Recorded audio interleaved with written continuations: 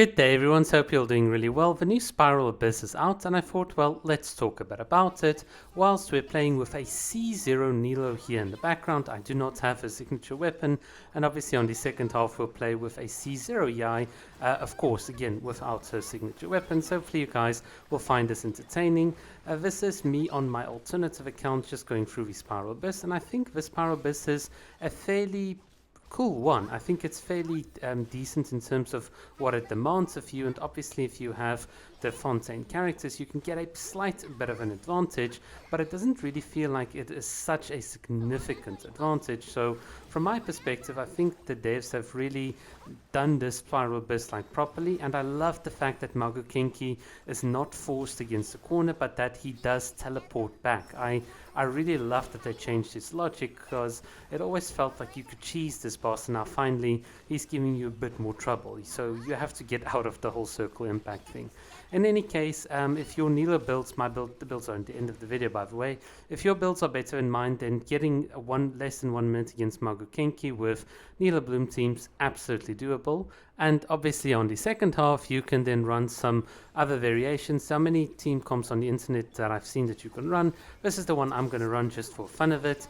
Obviously the couple, Yae Miko and Raiden Shogun, with Yao being a healer and then Lynette being our VV Shredder, and obviously helping us get a bit of an advantage against the enemy's mechanics, because why not? I thought it'd be cool to showcase a bit of Lynette. Funnily enough, on my alt account I do have a C6 Lynette, can you believe it? I spent all my primos, all those primos that I saved up on like trying to get, and I got really lucky. And obviously on my main account I only have a C1 Lynette, but in any case, so in the background you'll see a C6 Lynette. I'm not using her as a driver, I literally just need her elemental burst to swirl and obviously apply electro, and we have a bit of Yao here for aggravate, and there we go. Then Raiden and Yae can just take care of what they do. This is not really that difficult, as you guys can see. I'm just running around being very loose in all of these rotations.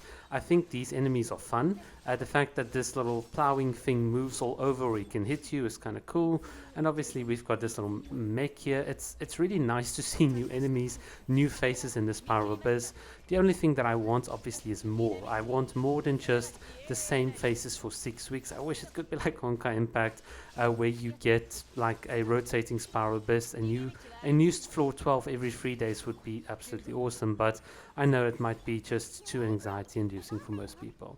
In any case, you know what's not anxiety inducing? Me memeing here with Yae Miko, because we've got more than enough time obviously to clear the second half. Right, so now it is time for the crab. If you saw my previous little video here on YouTube, you would have noticed how I deal with this using Kokomi. Basically, Kokomi's jellyfish is really unique against the crab. You will always guarantee apply Hydra on it, whereas a lot of the other Hydra units you have to rely on getting those crit spots, or you have to connect at the right part of the hitbox, otherwise you won't apply Hydro. But in any case, with Kokomi it's just so easy, and then obviously once again with your Nilou Bloom teams it's just going to be so much fun. Once again, you can do this a sub 1 minute if you play optimally and not like me, but it just shows you that even Nilou being told, you know, she's good in AoE, bad in single target, even that is like complete nonsense. You get more than enough time to help you clear the second half, and in my perspective, having more than enough time is good enough for 99% of people. This is not a speedrun in any case. But yeah, this is how you destroy the little crab. Just make sure you have enough energy for the next floor, and then that's going to be it. By the way, I'm just going to skip forward because I know this video is already long, so let's just skip the second half and go into the third chamber. Right, so here we are once again with the Nilou Bloom team. We've got a bunch of enemies in AoE. I like coming in from the right or from the left. It pushes these enemies more towards each other, and this obviously then allows you to take care of all of them at the same time. So here you go, you can see here pretty straightforward Nilou stuff here. And also, once again, on this floor, if you play it properly and you've got good builds and stuff, it can take you less than 1 minute, which means that you'll have more than enough time to face the ice skating ring little couple or whatever. But yeah, as you can see here, standard Nilou stuff. We iframe, we use our E abilities, we try and use our E abilities. We can see my Kokomi is getting knocked around because I am asleep at the wheel, and there we go. It's just going to be as easy as that. If any of you are wondering, I'm also going to redo the Spiral Abyss on my main account. We'll see how fast we can do it with some of our teams. Let's see if we can get like sub 1 minute on the first half. I'm hoping with Nilou Bloom it's going to be so fun. But yeah, I haven't been playing on my main account. For those of you that follow me on Twitter, you'll know why. But basically, once I get back into that, look forward to a couple of videos still coming up. And on the topic of videos, whilst we're just busy fighting the nemesis of Coppelius, or whatever you want to call it, I've decided to do more and more casual content, as you probably have noticed here on the channel.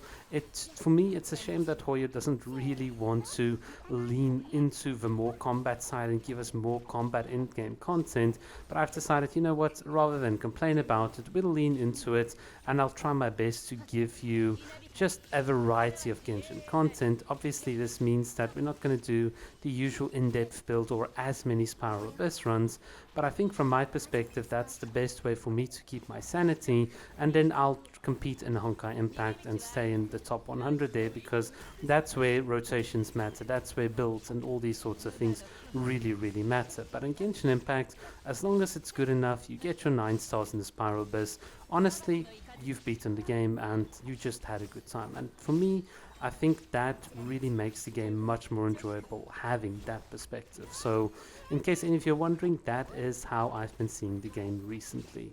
In any case, yeah, so we are going to end off here. I wanted to end off here with a cool ride and slash, realized I didn't crit, and then I decided, well, let's do a cool Yae, Miko Finger, and yeah, well, you know me, I like flashy endings or meme endings towards the Spiral Abyss. Didn't quite get it this run, but hey, you know what, we did get our 9 stars once again.